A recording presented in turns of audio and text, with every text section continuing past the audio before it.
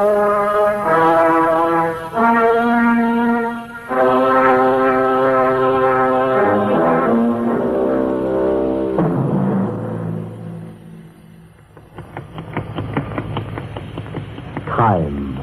the silent herald of life and death, success or failure, the unseen force that measures man's destiny, reaching its most fateful moment as it slowly strikes the 11th hour.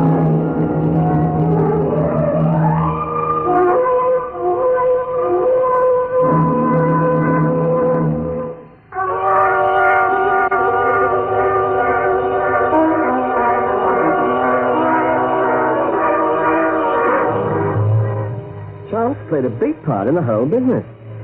At any rate, it was chance that began it all. For if I hadn't gone into that particular cafe on the banks of the Seine at that particular time, Oh, but then I'm getting ahead of my story. There were tables outside with gaily striped little umbrellas over them, and I sat at one and ordered a cafe au lait. The man at the next table glanced idly in my direction and then continued to gaze with an odd mixture of astonishment and something else. After the waiter had brought my coffee, he picked up his drink and crossed to my table. Monsieur, permit? Oh, I'm always glad of a little company. You are a stranger in Paris, perhaps? On holiday. I arrived yesterday evening. Ah, yes, Paris in the spring, very charming. May I introduce myself? Honoré Leston. Oh, Geoffrey Potter. I am happy to know you, Monsieur Potter. As we sat there, chatting idly, I began to wonder why this Frenchman should be so interested in me. In spite of his air of polished charm, there was a certain cold wariness about him. And he seemed to be showing an abnormal curiosity in the details of my life. I must have shown that I was getting a little restive. 1,000 pardons. Not that you are wondering what is the reason for my sudden interest in you, Monsieur Potter. Well, that was, more or less, the trend of my thoughts. And very natural. Allow me to explain. I am secretary to Georges Paturian. You know who he is. Vaguely. He's a big financier, isn't he? One of the biggest in Europe. You have doubtless read something of the activities of Monsieur Paturian, but you have never seen his photograph. Why, no, I don't think I have. I may ask you because if you had, you would have thought you were looking in a mirror. Oh, you mean we're so much alike? So much so that you could pass for Monsieur Paturian quite easily. Well, they say everyone has a double. Now, this is very interesting, Monsieur Lestock, but... A moment, Monsieur. It is possible we may be able to turn this likeness to some account. It occurs to me that you might be of considerable assistance to Monsieur Paturian in certain transactions he is negotiating at present. What kind of transaction? Everything is perfectly legal, and Monsieur Paturian is a generous man. Anyway, I'm sure he would be most interested to meet you. Perhaps you would be good enough to spare now. Well, I am on holidays, but I'm not promising anything yet. Naturally. Now, if you will excuse me for a few moments, I will telephone Monsieur Paturian. There is no harm in a little friendly discussion, is there?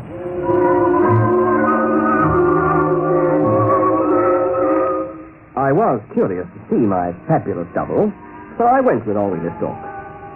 The apartment in the Rue de Musette was not only sumptuous, but striking, and as such provided a fitting setting for the flamboyant personality of a financier. Ah, my dear Monsieur Parvis, I am delighted you were so good as to come and see me. A most happy thought on your part, Henri. Let us have a little wine. I will see to it. You're very kind, Monsieur Paturian. You must call me George. To all my friends, I am George. And you are Geoffrey. Geoffrey Parvis, is it not? Well, that's right. Ah, even the initials are the same. Now, come and stand here, my friend. I stand beside you. Now, look in the mirror. Twins, yes? Oh, the resemblance is certainly remarkable. Monsieur Paturian's hair is a shade darker. Of no consequence, providing he parts it in the same way as I do. Pour the wine, Henri. Monsieur Paturian. George. George. I didn't promise anything, you know. Of course, I'm running on too fast. You must forgive me. The wine. Your good health, my friend Geoffrey. Oh, good health, George. Now, let me see if I've got it right. You work in the foreign branch of the London and European Bank, and you're over here on vacation. You speak excellent French. Oh, my mother was French. She taught me French and Italian. Ah, that's a kind for it. Let me see. The London and European Bank. The chairman is Sir Wilfred Dunster. I must have a little word with him about you, my dear Jeffrey. Oh, that's very good of you. Not at all. Are we not practically brothers? Now, this little favor you can do for me. Oh, yes. Aha, you are a gorgeous young man. That is as it should be. Some more wine, Henri. That one. Now, I will not burden you with all the ramifications of high events, but you understand that sometimes it is something of a jungle, yes? Oh, that I can well believe. So, at the present time, I am engaged in a little finesse. But I have rivals who also play at finesse. Now, if they were to believe I was taking a holiday away from Paris, away from business, well, they would make certain moves. And if I were really on the spot, I could give them a big surprise. A very big surprise. So you see, Monsieur Patit, all Monsieur Patorian wants you to do is to take your holiday somewhere else and take it as Monsieur Patorian. And, that's all? Certainly. You will be doing me a very great service. I should be most happy to pay you, say, 1,000 pounds for your trouble. 1,000 pounds? It's a nice round figure. Where must I go? Anywhere you like, my friend. You choose the place. We will arrange the reservations. The suite, the best hotel, everything. It's a bill, yes. Well, as long as that's all there is to it. Good. Now, that's suited to English. Let us have a look at my wardrobe, and we will fit you up with a dozen or so more suitable to my style. Oh, and here, take this passport. What about my things at the hotel in Paris? Oh, Henri will collect them and keep them here for you. Now, we'll go down to my garage, and you shall choose which car you would like to take. Have you decided where you would like to go? Well, the Riviera, I think. Perhaps the Italian coast. Ah, excellent. Nice town, too crowded. Let me think. Yes, Savona. You remember Henri? I went there 3 years ago. Beautiful scenery, beautiful girls. Charming. We reserve a suite at the Grand Hotel. You should take the Blue Train to Marseille, and you can drive from there along the coast. It is very nice. Very nice indeed. So I set off as Monsieur Georges Paturien. It all seemed a bit unreal, but I told myself I'd better make the most of it. It's only once in a lifetime that you live like a millionaire on someone else's money. I sat in the dining car of the Blue Train that evening, watching the platform of the Gare de Lyon slide away from the window. I was finishing my soup as the chef de train came along. Monsieur Patorian? Oh, yes? Monsieur, please accept my most humble apologies. I'm definite that you should be inconvenienced in any small way. Oh, well, what is it? The sleeping compartment, monsieur, there has been a stupid error. The wrong number has been placed on your ticket. That compartment is already taken. Oh, you mean I haven't got one? Oh, no, monsieur. It is merely that you were given the wrong number. Your compartment is 31, not 21. Oh, well, it's all right. There's no difference in the compartments, is there? Oh, none at all, monsieur. It is just that the number is wrong. I regret that. Oh, that's all right. What about my luggage? Oh, it is in number 31 now. Everything is ready anytime you wish to retire, Monsieur Patorian.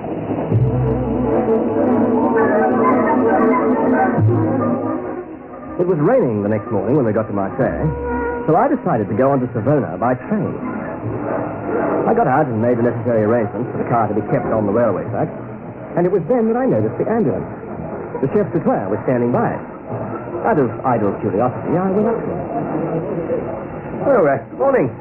I've decided to travel on by train. Good morning, Monsieur Patorian. I'm delighted you find our service so comfortable. I thought you slept well. Well, yes, thank you. Why the ambulance? Is someone hurt? This is one of the passengers, Monsieur Patorian. Poor man, he is dead. Dead? Well, how? What happened? Shot, Monsieur Patorian. Very sad and most mysterious. There was no reason why he should shoot himself. Well, how do you know that he did? The gun was in his hand, monsieur, but of course there will be an inquiry. Yes. Who was it? Monsieur Levant, the gentleman in number 21, monsieur. I didn't think any more about it. Why should I? The sun was shining when I got to Savona, so I drove to the hotel and moved into my palatial suite. I changed into trunk, grabbed some towels, slipped on a beach wrap, and drove down to the beach. George was quite right. It was beautiful. And so were the girls. I got quite a kick out of a number of glances that came my way from several of the lovelies. No doubt the word had gone round that I was Georges Paturien. And then I noticed one in particular. Sleek, lovely, and tan, with dark, liquid eyes. I returned her smile. She came strolling across to where I sprawled on the sand. Well, hello. Help yourself to a beach towel. thank you, Joe. Oh. I am glad you're being friendly. I thought at first you were going to ignore me. Well, I did not see you for a moment. No? I noticed you were busy. You the same old Joe. Yet I think you have improved. Oh? In what way? You're not so vain. Oh, it's not nicer. Even though everything is all over, I think we could be friends now. Well, you know, I don't bear any ill will. Oh, then you have changed. When I told you we were through, you said... Yes, I was very silly, but... Well, let us leave the past in the past, shall we? Of course. Oh, you have no idea how relieved I am. When I heard you had made reservations at the hotel here, I wondered whether it would be best for me to go. Well, why should you? I thought perhaps you would make trouble. But no idea was wrong. Oh, I am so glad you're sensitive. Now we can be fine. Yes, of course. Here, you will get your bathroom. Turn around and I will put some oil on for you. Oh, thank you. Oh, you men, you are all the same. Oh. This is strange. Yeah, what's the matter? You are not George Paturian. Who are you? Yes. What are you talking about? Oh, don't try to deny it, my friend. George Paturian had a 3-inch scar across the back of his ribs. A bayonet wound in the war, he said. More likely a knife for all enough size. You have no such scar. Well? Yeah. All right, I am not George Paturian, but he knows I'm here. Look, suppose I drive you back to the hotel and we have a drink. It's rather a long story. All right. But first tell me this. Who are you? Jeffrey Parfit. And, come to that, I don't know who you are. I am Anna McCarley. I knew George 3 years ago. So I gathered. Now, here's the car. Hop in. Thank you. I see you are also using George's car. Yes, with this. I couldn't resist this one. I'm not surprised. Look out!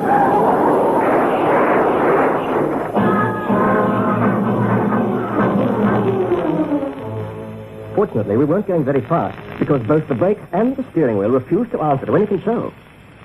The lampstand we hit made a bit of a mess of the bonnet, but that was about the extent of the damage. And we both climbed out, merely a bit shaken.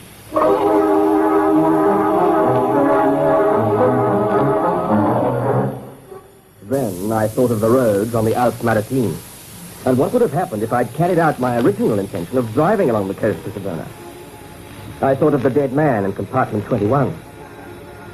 And I realized that someone was trying to kill Georges Paturian. In other words, me. Which made me the bunny.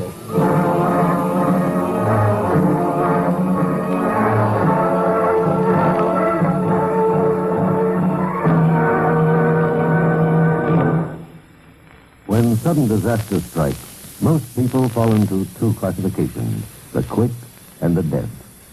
Such was the case at Pearl Harbor on December 7th, 1941. On the USS California, Lieutenant, then gunner, Jack Ferris, was in charge of the ordnance repair party when the first torpedo exploded right under his station. Severely injured and stunned by concussion which blew him 10 feet into the air, Ferris quickly recovered and set up a hand supply ammunition train for the anti-aircraft guns. Oil and water were rushing in upon trapped crewmen through a gaping hole in the deck. Men were overcome by the fumes. When a second torpedo struck, Ferris ordered counter-flooding. Although twice rendered unconscious by nauseous fumes and badly injured, Ferris gallantly risked his life in rescuing many shipmates who were about to drown in oil. By his inspiring leadership, he kept the ammunition flowing and was largely responsible for keeping the USS California in action during the attack. Gunner Jack Ferris's heroic actions throughout the fighting exemplified the values and ideals inherent in the code of conduct of American fighting men. Men who put their trust in the United States of America.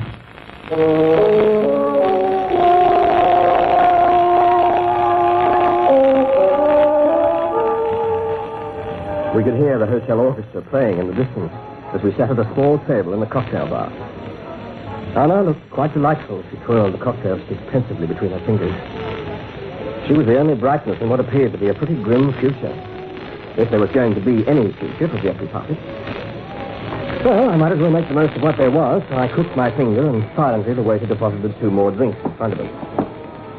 Anna looked reflectively from her drink to me. You know, Jeffrey, you're much too nice a person to die so young. Oh, I don't know about that. But I'm certainly very interested in avoiding such a catastrophe. Possibly. But how do we know he anticipated these attempts would ever be made? No, not really. I suppose I'm what the Americans call the fall guy. Oh, yes. George, you know you played with some very tough people. Oh, you not without a certain kind of courage.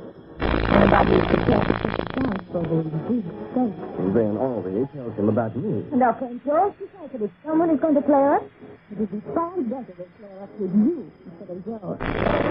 What about the typical of George? And I stand for it. You know, Anna, I think you better carry out your original idea and leave. Oh? Are you really tired of my company? By no means. But it might not be too healthy for you. If so feel like it. It's easy to see the drums, George. All the same, I am not going. The question is, what are you going to do? Well, I'm going to be very careful. Very careful indeed. You could return to Paris. I could try, but there's no guarantee I'd get there. I can't return to England without picking up my passport and clothes from George. No, I think the best thing to do is to stay here and hope I'll survive until George pulls off his deal, whatever it is. Oh, look. Why the book? What? No, I'm coming across to us. He's got a nerve. Oh, you are here. You look surprised, Henry. What are you expecting to attend a funeral? I was not expecting to see you. Not as you know who you are, my friend. You don't think I could bluff it out with her? No, of course not. We did not know Anna would be here, or we would never have forget her home. Yes, I'm sure. And I didn't know someone was going to try and kill me. Thoughtful of you not to mention it. But we didn't know either. I see you do not believe it. You see right. The first we knew of it was when George read in his morning's paper of the man who was killed in your sweeping place. Then he realized what was happening and sent me to warn you immediately. Well, I had the warning when the second attempt was made. No, you were wrong. But please do not regard us as monsters. Well, if we were, why should I rush across half a continent? I tell you, I haven't slept for 24 hours. All right. Let's take your good intentions as read. The point is, what do we do now? We must leave here immediately. I have a car outside. If we get away quickly and keep moving, it will be difficult to trace us. Yes, that makes sense. All right, I'll see to the luggage. No luggage. Leave everything at the hotel. We must not advertise our departure. What about Anna? I think Anna had better come with us. They might try to find you, by bringing pressure on her. Yes, that's true. Will you come, Anna? Of course. I will get myself up. It will be cold riding through the night. Then hurry, and nothing else, man. It must appear that we are merely going out for a little fresh air.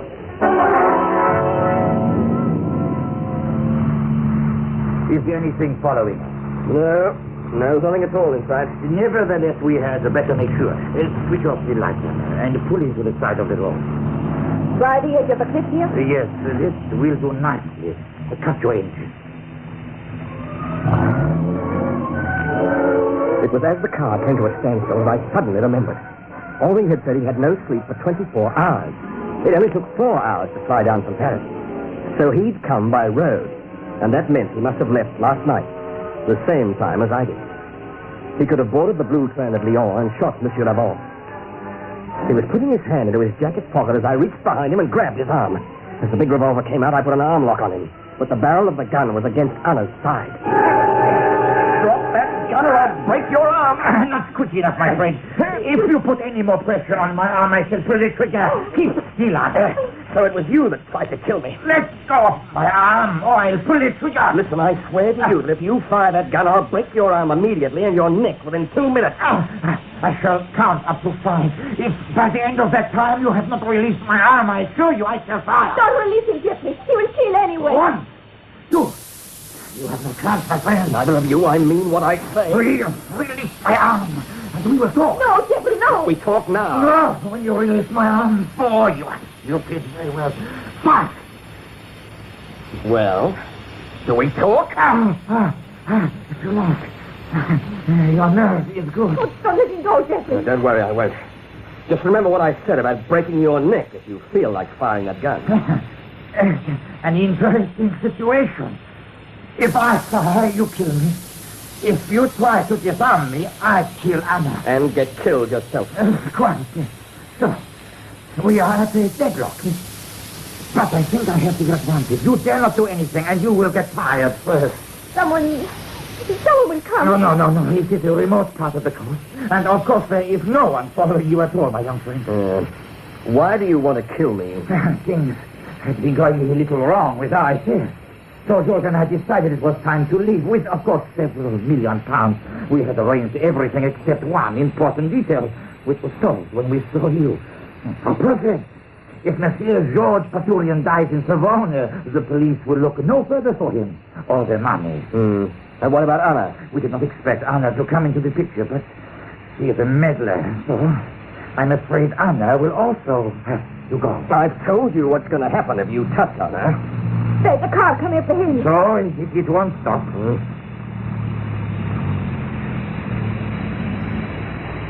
Yeah, it has stopped. Yes, but it has stopped at the foot of the hill. Courting couples do not bother to come out this far. Not your lucky night, my friend. Look, suppose we make a bargain with you. What bargain? You have nothing to offer. There's your life. No, my friend. This is yours, too, life. You will get tired of holding that arm lock. And I have the only gun. Then Jeffrey must be sure and kill you before he gets tired. Jeffrey will not do that at the expense of your life, Anna. Suppose we agree to say nothing and let you go. And have the surete looking for George and me for the rest of our lives. No. I'm sorry, but we must have a dead George Paturian. Henri, are you there? Great George! That's strange. Yes, George, in the car. Why have you come here? To render any necessary assistance, Henri. Or have you completed the little job? No. There is a small difficulty. Then how fortunate I decided to come. Who is the lady? Why, it is little Anna. Dear, my little Anna. What a pity you mix yourself up with these affairs of business. Now, Henri, what is your little difficulty? The fact that I have his arm in a lock. And if he fires, I'm going to break his neck. Well. What a tiger little Jeffrey has grown into. Is that correct, Henri? Yes, I have the gun against Anna. Splendid, it couldn't be better. All right, fire the gun, Henri. And then, if you so desire, you may break Henri's neck, my dear Jeffrey. George, you insane all of a sudden. Don't worry, I shall avenge you, Henri. I'll shoot our young friend Jeffrey. Then I shall have £10 million all to myself. I think it is an excellent solution. I will be sorry if you try to double-cross me. My dear Henri, why do you think I make this tedious journey all the way to Savona? You cannot think of any reason why I should share the spoils with you. You have served your purpose. Now, are you going to shoot Anna, or shall I start the firing? A shot in the petrol tank will, I think, account for all three of you. Don't go any further, either of you. There's enough light for more shooting, but I hope it won't be necessary. Is he dead? Oh, yes, I'm quite a good shot. You know, you two young people are really very bright. The way Anna leaned forward and you released my arm to allow me to alter my aim, it showed a very high measure of intelligence. Well, that seems to have cleared up the little matter of George Paturian, so I think we'd better start moving. Now, where to? What's your idea now? That, my friend, depends on you. We will go up into the hills and talk about it. We don't want to be found here, so start walking, both of you. Jeffrey, will you pass me my handbag from the car seat, please? Oh, yes. We mustn't leave that behind. We don't want any traces. That's right. Now, the lady is equipped. We will set out. You first, I will follow behind you. We leave the road here and go up this hill. Well, the going's a bit rough. Here, take my hand, Anna. Oh, yes. That is a nice touch. I'm a sentimental man, and you make a very nice couple. Straight up the hillside, please. There's nothing more for you to worry about now, Monsieur Patrick. The situation has altered entirely. George Paturian is dead, and I'm the only one who knows where the money is safely hidden. So, we are all in a position to make a deal. But as we started up the hillside, I knew perfectly well what kind of deal Henri had in mind. Of course, he didn't want to shoot us by the car. It would be untidy, to say the least, to have two corpses of George Paturian lying there. And Henri wouldn't relish the job of carrying our bodies up into the hills. Far better if Anna and I could be persuaded to transport them there ourselves. By the time we were out of sight of the car, I'd decided what to do. I squeezed Anna's hand reassuringly, then released it and gave her a push to one side. I stumbled forward to my knees. What's the matter? Why have you fallen down? I caught my foot in a rabbit hole. I think I've twisted my ankle. Can't you walk? Well, I don't know. Just give me a hand. Oh, no, you don't catch me that way, my friend. Get up. Well, I can't put any weight on my foot. Well, it doesn't matter. I think we have come far enough. This will do. This will do for what? For this. It's all right. I've got his gun now. Oh, that was a tricky moment. It is my shoulder. Oh, I was so frightened that was me. Please. Pipe down, Ollie. Oh, you're one in a million, Ella. Oh, I'm so lucky I could finish the gun when I touched my back. You knew I had it. Yes, I felt it in your handbag when I passed it to you. Oh, I hope you would. All right, Henri. On your feet. It's your turn to start walking.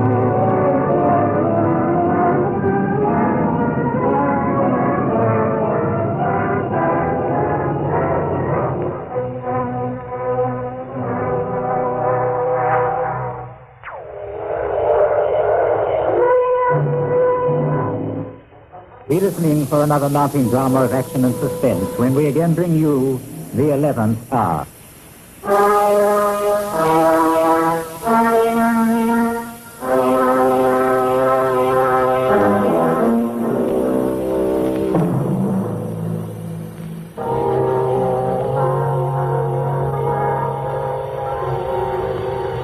This is the United States Armed Forces Radio and Television Service.